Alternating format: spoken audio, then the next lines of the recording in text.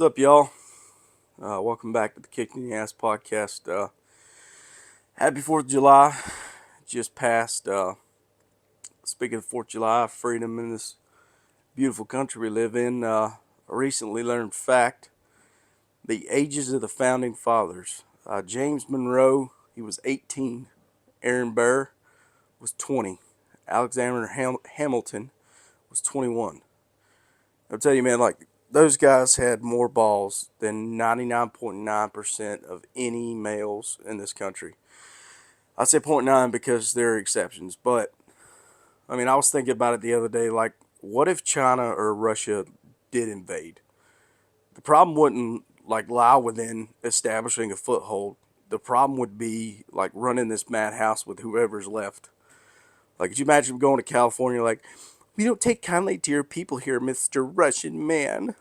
Like in California, I mean, you can't throw me in this camp. I'm a woman. It's like, oh yeah, sure you are, sure you are. You escort this lady to the firing squad. I mean, really, they could take all the homeless people and create a human bioweapon. I mean, hell, they already shit in the street. I mean, they have needles in mass quantity. I mean, that would be like a fucking zombie horde. Of course, over the weekend, we had our fair share of idiots who blew themselves up. I mean, I believe one of the more popular ones was this guy named Alan McGrew. This gentleman decided it would be a bright idea to light a mortar on his head and let it go off. I mean, from my perspective, you play stupid games, you win stupid prizes. But, oh, but he's a father and a husband. Like, yeah, I get that. But, natural selection took place. Anyhow, new season of The Bear. It's on Hulu. Fucking badass show. Uh, before I joined the army and started my life, I wanted to be a chef. And then I took a step back and I thought about it, and I'm like, could you imagine being a young up and coming chef? You work your ass off, washing dishes, doing whatever it takes. You go on a cooking show, and there's Gordon Ramsay. Like, what is this shot? Like, my favorite moments for him were, his lead ups. Like, this is the most wonderfully constructed pile of elephant dung I have ever seen. Like, I wish I had a cigarette I could put out on this dish. Like, just fucking brutal. But, we need people like him. Like, without people like him, there's an imbalance, in any facet of life. If there's a lack in either direction, it goes south. I mean, that's how you get hordes of candy asses, which are pretty prevalent everywhere now. A trending search I saw is how often do you think of the Roman Empire? And I guess it blew up, and a lot of males said it was pretty often. And I know I'm one of those for sure. One of the best fictional movies of the Roman Empire, in my opinion, is The Gladiator. Actually, it's like one of the last movies I watched with my father, and one of my favorite movies of all time, period. Joaquin Phoenix, who he played Commodus in the movie. I've never had an actor make me hate them like their character as much as I did with that performance. I mean, it just goes to show how incredibly talented he is, man. Um, anyway, one of the most polarizing figures from the Roman Empire, to me, is the Roman Emperor Marcus Aurelius. He was a stoic and a very philosophical man. Some of his quotes: "A man's worth is greater than the worth of his ambitions.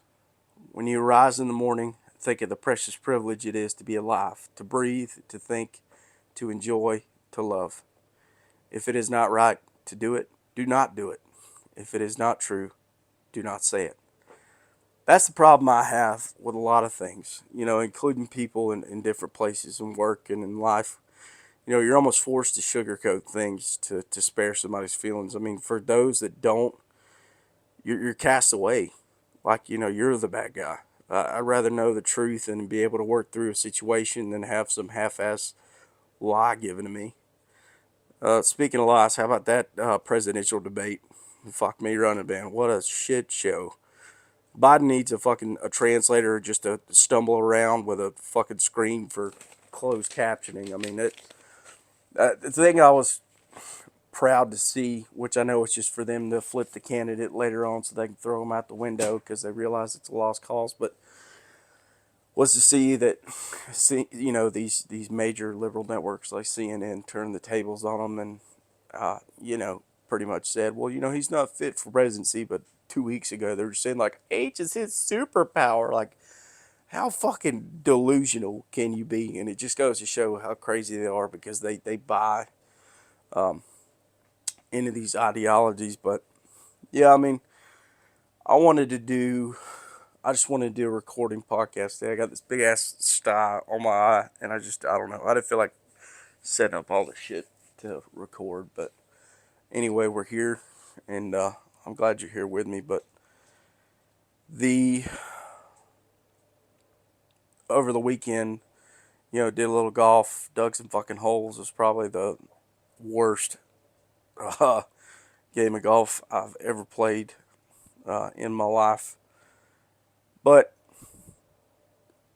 you know, hey, it's beats the hell out of working. But anyway, I had a uh, I had a friend of mine from Youngstown that wanted me to talk about my experience in Youngstown at TMS, and I know this is gonna make like a lot of people or whoever listens to it mad, but it's okay because I really don't give a fuck.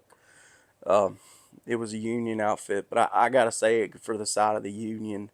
It's a steel mill service, so TMS International is kind of like a contractor for the steel mill. You know, we do all the odds and ends bullshit that the guys making steel don't want to do.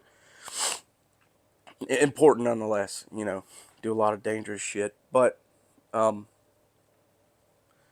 yeah, I mean, I got the I think to talk about Youngstown, I got to talk about uh, TMS in Pittsburgh too. But in in like in Pittsburgh, I got the most union of the union outfits. I mean, it was just shit bags everywhere. And to me, a union is a lazy man's paradise because they coddle people that are lazy. And like these motherfuckers, you can be the biggest shit bag in the world. Like that's one thing I will give them. You know, you can be the biggest shit bag in the world, and they'll give it to you. You know, they'll defend you to the death, which is, I mean is admirable. But to me, like especially in a workplace, your value should be established upon the effort you put in and your value as an employee and what you contribute, not, you know, like, oh, this guy, you know, hey, Jerry, he's a fucking Greek skateboarder, but yeah, he fucking sucks at what he does. Why is he even here?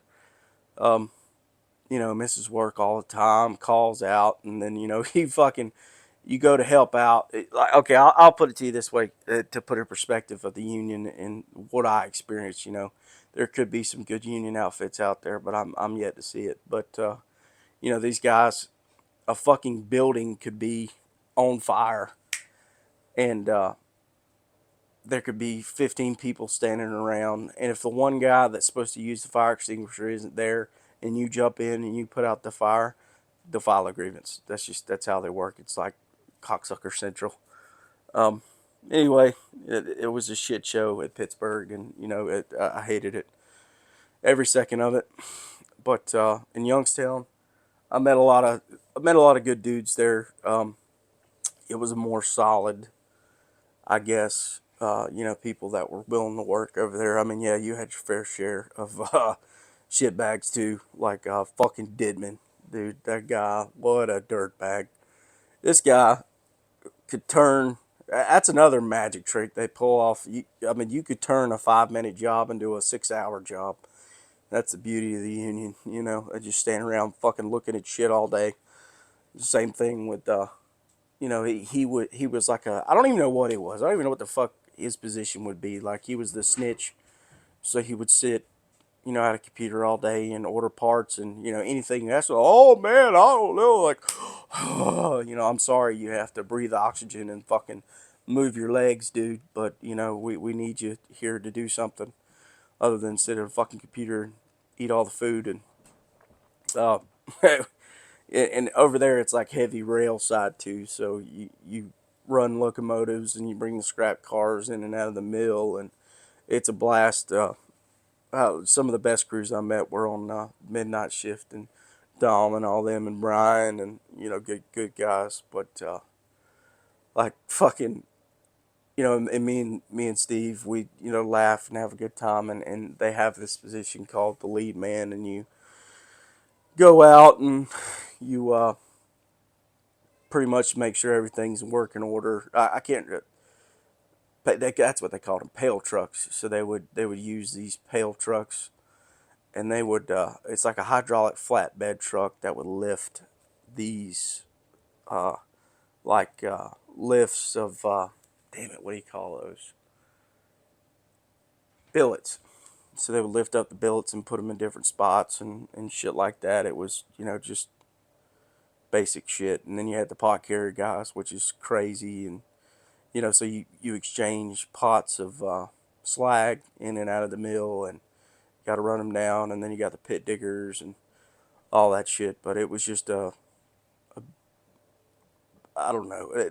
As far as if I could pick a site to be at, it would have definitely been TMS. But I definitely threw in the Dibman story and the dirt bag for Steve, because that's what we would talk about all the time, is how much of a fucking piece of shit that dude was. But yeah, I don't know, man. Life's been pretty crazy lately. I've been going through this, which is kind of personal, but I don't really care. I think this is what this podcast is here for. It's a mean of ventilation too. I've been going through this change with medication as far as antidepressants, and I was on Prozac at first, and I took that for like 4 years. And all of a sudden, it was just like cold turkey. It didn't work anymore, and then I got on Celexa with Buspar for anxiety and depression, and just the mood swings, like with the Buspar. And I knew it was a Buspar because I took the Celexa at night because it would make me drowsy, but like during the day, and I mean, I'm glad I recognized it in the moment, but during the day, I mean, I would go from 0 to 100 just over the pettiest shit.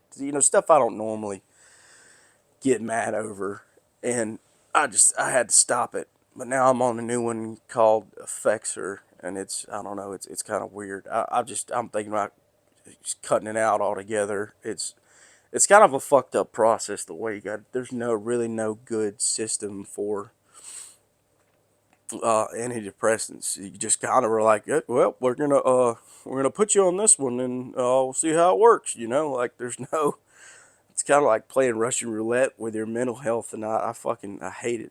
But I mean, it's important, and I think I talk about it not to not for gratification or for anybody to feel bad for me. A lot of people go through different struggles. It's just I think it's something that's, even today, as soft as everybody is something that's not talked about enough. Is just daily struggles, not like who you fucking identify as, not that bullshit. I mean, just the daily struggles of being a man. Like, you're worried about bills, you're worried about your family. If you have a family, you're worried about, where am I going to be? What am I doing? Anybody that gives half a shit about themselves, they go through these things, men and women alike, like just the daily struggles. And I don't think that's, especially men, because you're seen as soft if you talk about it. I've had too many friends and people I was in the military with that killed themselves.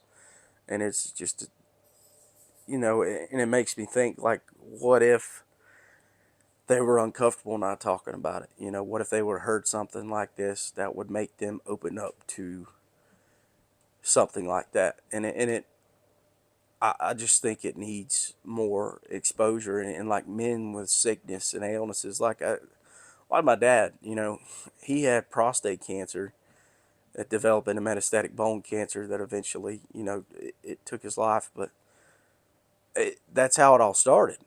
He refused to go to the doctor and couldn't piss for like a year, and was like crying, in tears, because he couldn't piss. Like, all that time, so deep down something's wrong, but you're too stubborn to go to the doctor. Like, that shit just needs to quit, man.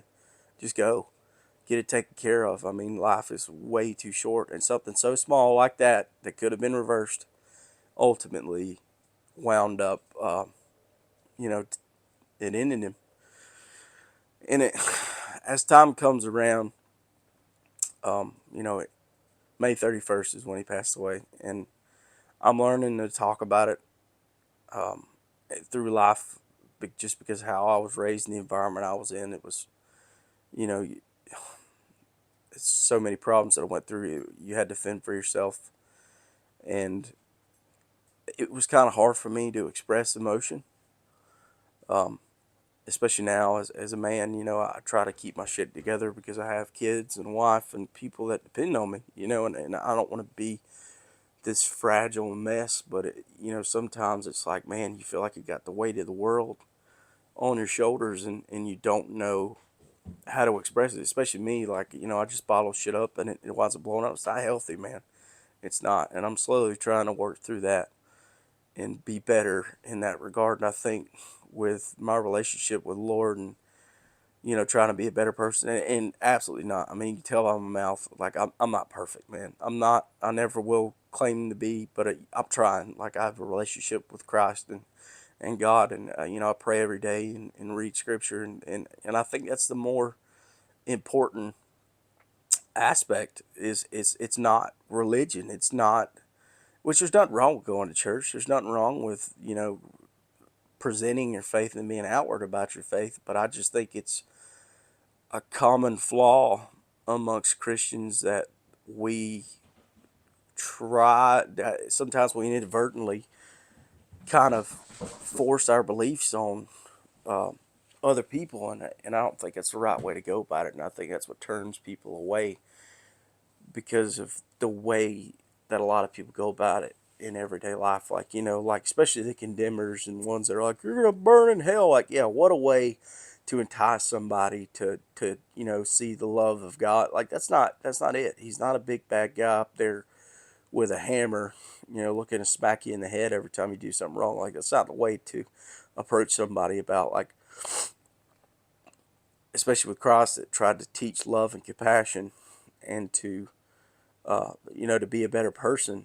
You know, there's nothing wrong with that, but the approach of it of saying like, yeah, you know, you're gonna burn in hell, and you know, like, that's not that's not the way to go about it, in my opinion.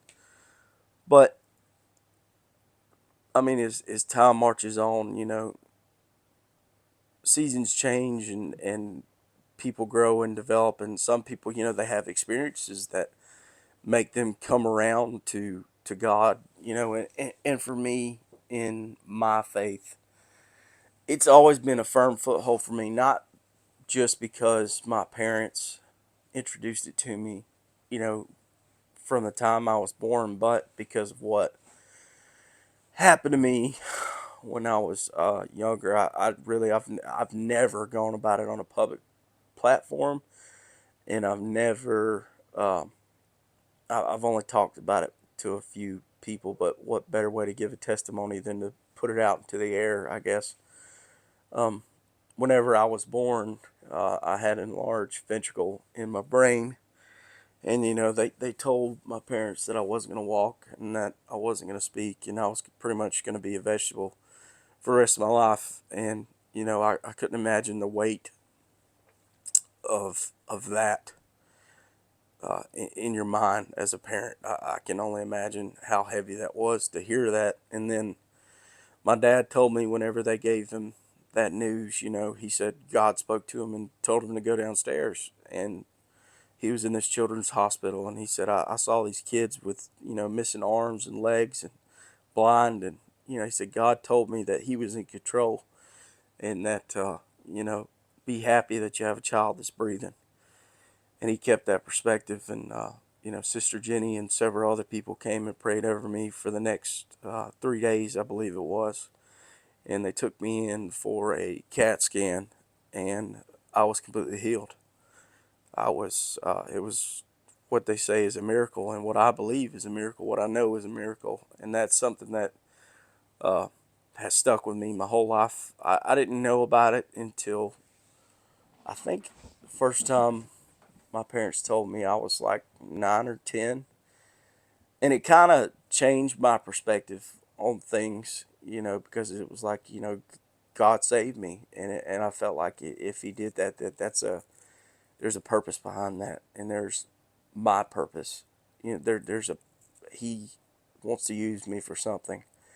I don't know what that is yet, specifically. Maybe it's this. Maybe it's I don't know. Um, I pray for guidance and to try to find that purpose and what way that I could best serve Him and people around me, and hopefully through time, and I know through time, it'll be revealed. But my dad, he always told me, son, you speak through your heart, so just speak it. And that was to him it was maybe meant a little more, but to me it meant the world, because that was a really profound, defining statement for me. Like, wow, I never really thought of it that way. So, and sometimes, it gets me in trouble because I speak my mind, and I've learned later in life to have a filter in certain situations, not to dilute my opinions to appease other people, but just there's certain places that you say things, and then there's battles that you pick, and you pick and choosing your battles is critical, you know, especially with me and everybody. But I mean, in life in general, it's crucial to just like digress the situation, and there's certain things through age and maturity, like being in public and people being stupid or something that pisses me off, and I don't just outwardly speak that it pissed me off, because it's not worth it. Like, half of these people, they don't even know where the fuck they're at, or they have zero consideration of other people, so why is it even worth my time to divulge and dive into an argument with this person? It's not. I can tell you, life is too short, and especially with how fucking crazy everything is now. Uh, you can get yourself in a bind getting into an altercation with somebody in public. But uh, yeah, but I mean, nonetheless, man, I'm blessed, and I just trying to get all this shit done around the house, and life and the cycle. It goes on. But I think for the everyday common man, we yearn, we search for this solution, this, and that's one of the reasons why I go back to my faith, because like I couldn't even imagine, like, my dad passing away. It hurts, and I couldn't even imagine like not having faith about that, or being in the situations that I've been in and not having faith. Like, how terrible that would be, to just be like, oh well, that just happened. They're gone forever. We just slip off into a dark abyss. Like, no, I know my dad's in the kingdom of heaven, and I'll see him again one day, and that makes me happy, and it helps me through the grieving. I mean, you could agree or disagree. Everybody's entitled to their opinion, but that's what I believe. And like going through these struggles, and like, back with TMS, I mean, when I was in Pittsburgh, I was in the pot carrier, and I mean, you carry pots of molten slag and steel, and it's really dangerous. And so you drive this humongous machine. It's kind of like Chinese to a lot of people, but just give you a little bit of background. So, like a pod carrier, it's four tires. You got two big back sets of tires, um, and you lower your struts down. You drive into the pot backwards, um, pick it up, and then you carry it away, dump it in the pit. And the cycle continues, and you replace these pots so that whenever they're making steel in the steel making process, they can slag off into these pots. Well, it was a busy day. They were doing, it was, God, I can't remember the terminology for it, but anyway, they were putting a lot of iron in the pots. So during this process, they were cleaning out a ladle. So this was like the holy grail of runs. Like, everybody talked about how intense they were, and this is the second time I had been through this. But I had some pots that were extremely full, that I toted that I probably shouldn't have carried out, but I did anyway. And 100%, it was avoidable, but at the time I felt like it wasn't. Anyway, so they said you wait by the door and you wait for the crane to lower the pot down. Where they lower this pot down, and I can see like this thing is fucking full to the brim, flush. And you're supposed to have 18 inches of freeboard. And what I mean by freeboard is there's supposed to be at least 18 inches between the top of the pot and the top of the slag in order for you to safely carry it, which never happened. They have these people, these safety guys and these people in these big fucking offices that never don't know shit about jack. That think this is all just a cherry picking contest, and it's not every day. But anyway, so I go to back up into this pot. I pick my struts up and I put it first, ease off the brake. And when I ease off the brake, I hit, of course, this big pothole in front of the door that was there that I've been telling them about. And the pot bucks. When it bucked, it sent a massive wave of molten iron and steel and slag over my cab. Well, the tires immediately came up. My cab was on fire, so I'm literally all I'm looking around. I'm engulfed in flames. So the first thing I thought was hit the Ansel system. The Ansel system is a fire extinguisher system that puts out, supposed to put out everything simultaneously around it. It's like a big fire extinguishing system for equipment. So I tried to hit this Ansel system. It doesn't work. So I kick the door open. When I kick the door open, I jump off this machine. Just to give you a size reference. You can Google it. It's a Crest Carrier.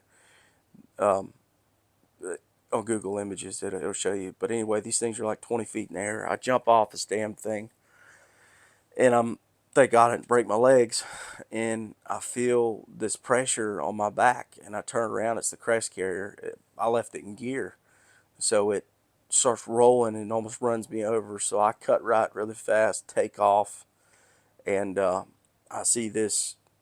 It drifts across, hits the railroad cars that they had stationed, across the way, and it bucks the pot again. Well, just so happens, my fucking luck, there's a huge puddle of water underneath the pot carrier, and guess what?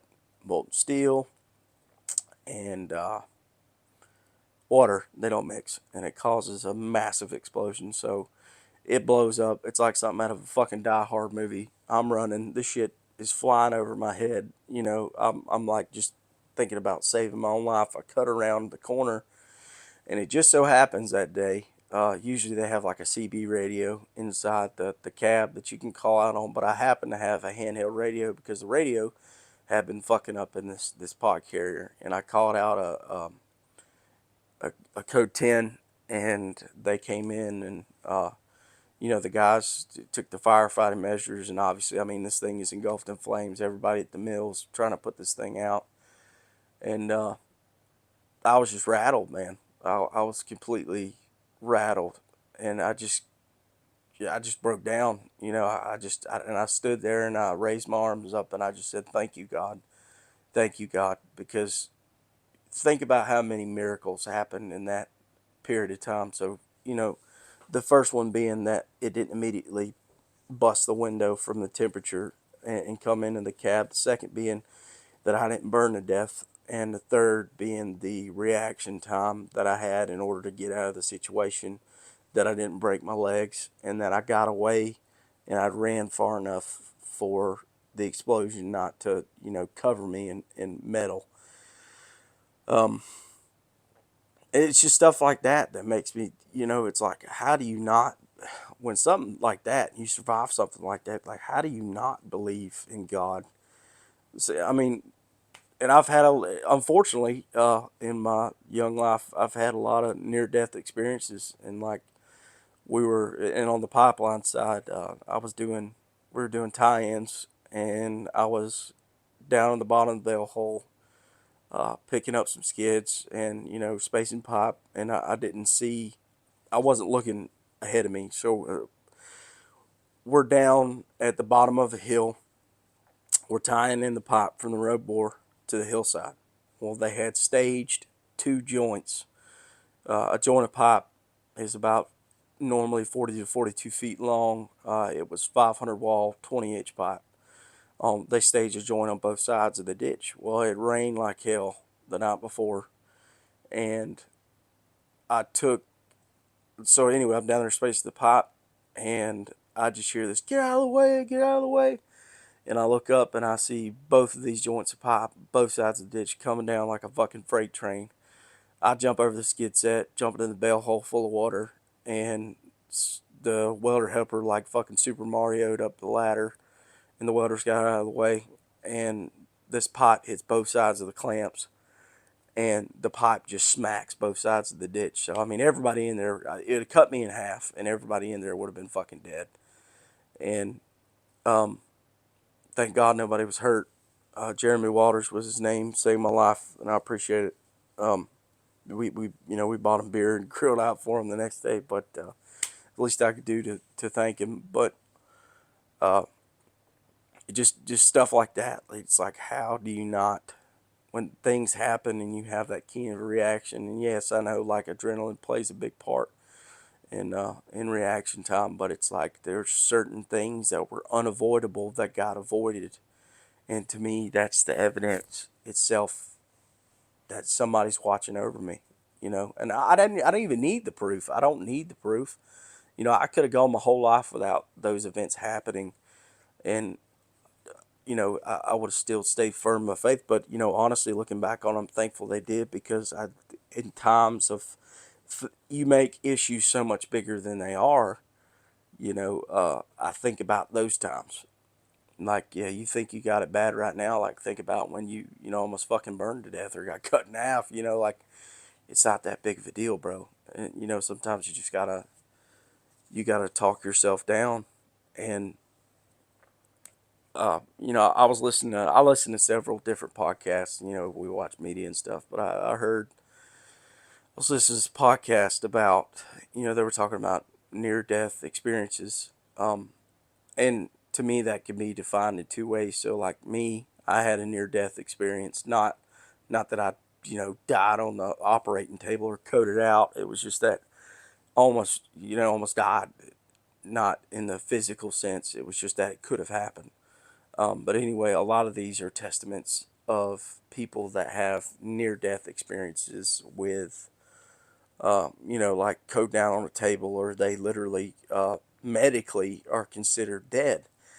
And the similarities between these is, it's astounding. People seeing visions of things, and the same visions, the same things happen to the people that are lucky enough to and blessed enough to go through these things and come back on the other side. And to me, you know, how can you, from people from different parts of the world, how can you sit there and orchestrate the same story from a dude that almost died in Thailand, from a dude that almost died in Orlando, Florida? You can't. It's not possible. This shit, it's not made up. These, to me, it's like, what more proof do you need that there's another side? And to me, I think that we have gotten, as people, have gotten so arrogant about our understanding of life in general. And, a lot of people don't realize that like 90% of science is theory. And not to discredit science, because there's so many medical and explanations that are miracles that have been explained with science. And to me, that's how I live my life. Like, there's God's work, okay, and science explains it. So God does the work, and science defines it. That's my perspective. And I mean, not to contradict myself, but like they say, well, we know about this, we know about that. It's like, really, when you look at some of the simple but not so simple things of life, like death, we don't know shit. We don't know anything. I mean, I know it's over 75% of our ocean floor is unexplored. God knows what's down there. whenever we pass on, these people having these similar experiences, and they think they can recreate it, and it's like you can't. It's not the same. And to me, it's just there's things that the human brain cannot comprehend, no matter how technologically advanced we get, no matter how far we get as a society and in a world in general. That there's things that cannot be defined, and to me, that's where God lies. And some would say, well, that's an easy buffer to put on yourself so you don't get freaked out. And it's like, why not? If I'm wrong, okay, uh, about all this, and the millions and millions of people that believe the same as I do are wrong, what is wrong with trying to be a better person? What is wrong with trying to be, uh, you know, trying to be better to people in general? What is wrong with that? Trying to live a better life and believing that there is a heaven and a better place to go to, and it's a testament to, like I said before, I couldn't imagine going through those things without faith, because it would be devastating. I couldn't imagine losing a loved one, anybody close to you, and just thinking, well, I'll never see that person again. Like, that's awful. So why not believe that I'll see that person again? Why not believe that there's, love from a higher power to me? And there's just things that I've seen, and multitudes of things that other people that have experienced, that no scientist or nobody with any amount of money or media or access or technology can define. Not even AI, not these major platforms, not these mega computers that they're developing that are advancing, 10,000% a month. They can't define it. So if it's that powerful and that polarizing, then what does that say about how powerful God is? To me, that's a testament within itself of how ultimate His power is. But that's just my testimony, and I believe that the goal is, regardless of your religion, just be a better person. Just try to be kinder to people, and I'm guilty myself. I mean, I can be an asshole. Um, I have my days, and especially people going through different medications and events in their life. Like, you don't know what somebody's going through, and some people express it differently. Like that guy that was like honking at you in the parking lot. Who's to say his dad didn't die? Who's to say his mom or somebody? Who's to say he's not going through cancer? You don't know, and that revolves to my point of, it's not worth your time.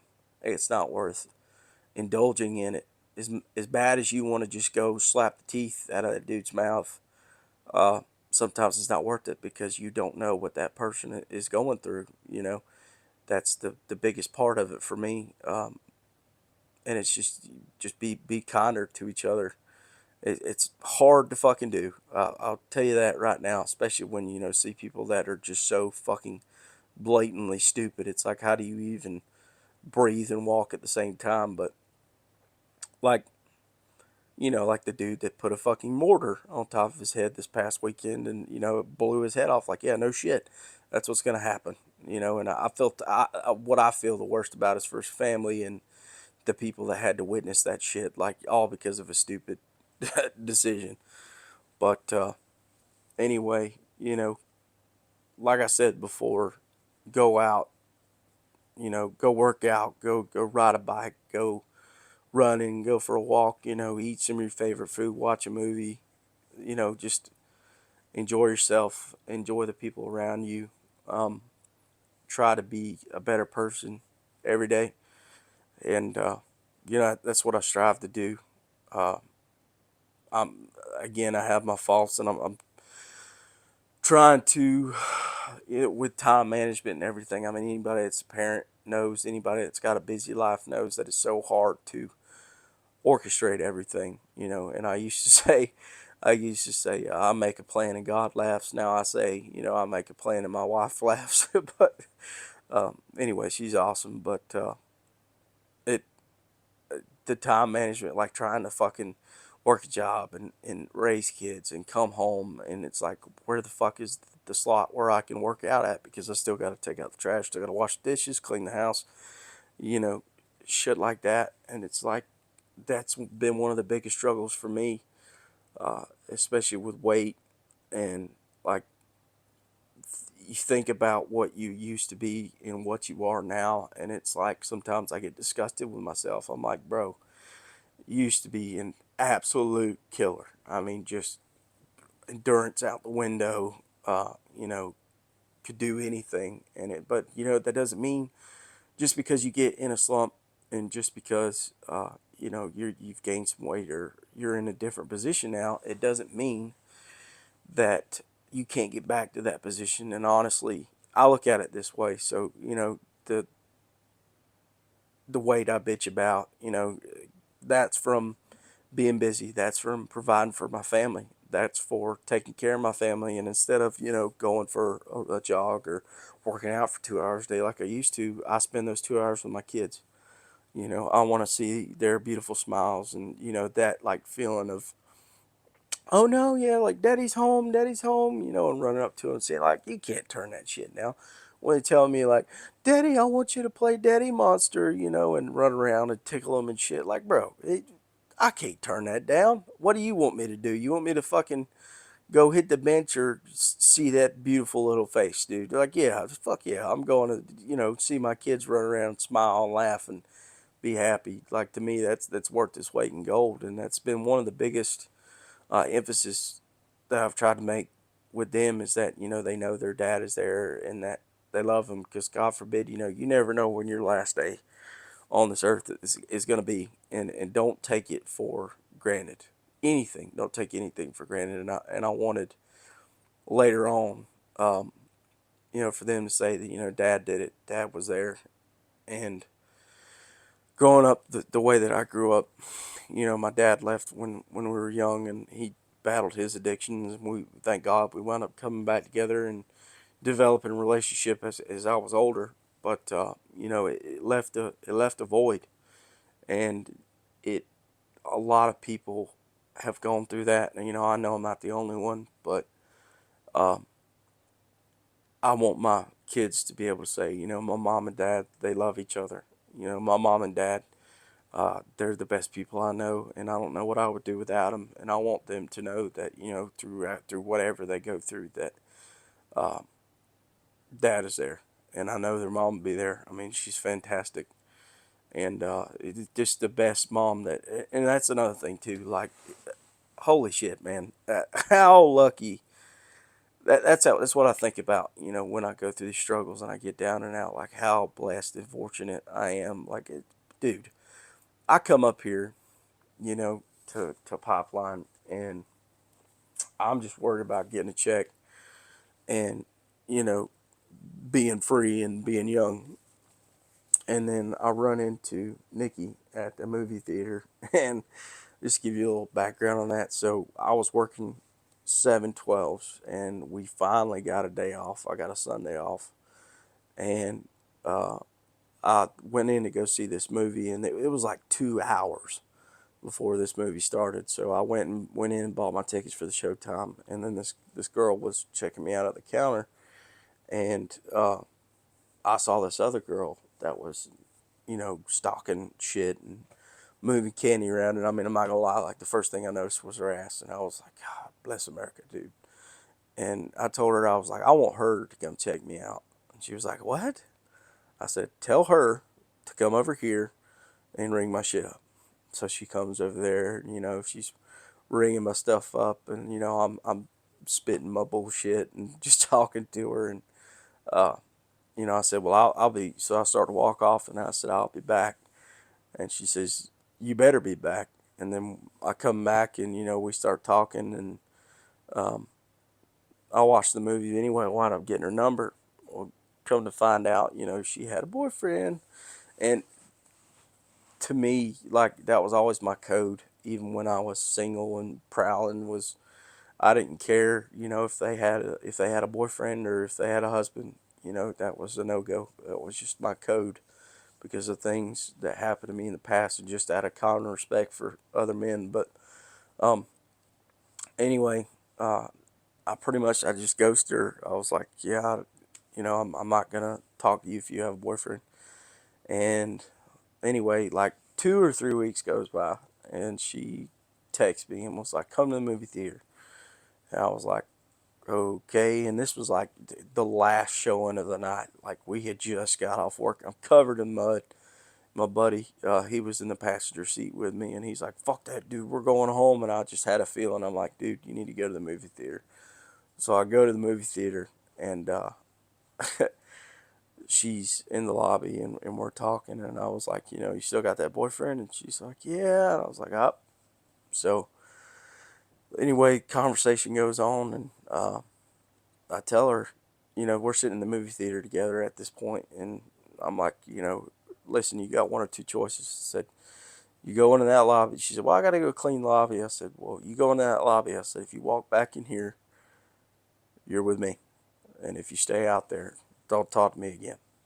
And she came back in there, and she dumped her boyfriend that day, and turns out he was an abusive piece of shit anyway, and physically and verbally. But anyway, she pretty much just came to my house, never left, and here we are now. 2 kids, married, got a house together, and that's just what I'm talking about. Like how perfectly timed that was. There's no way. There's no way.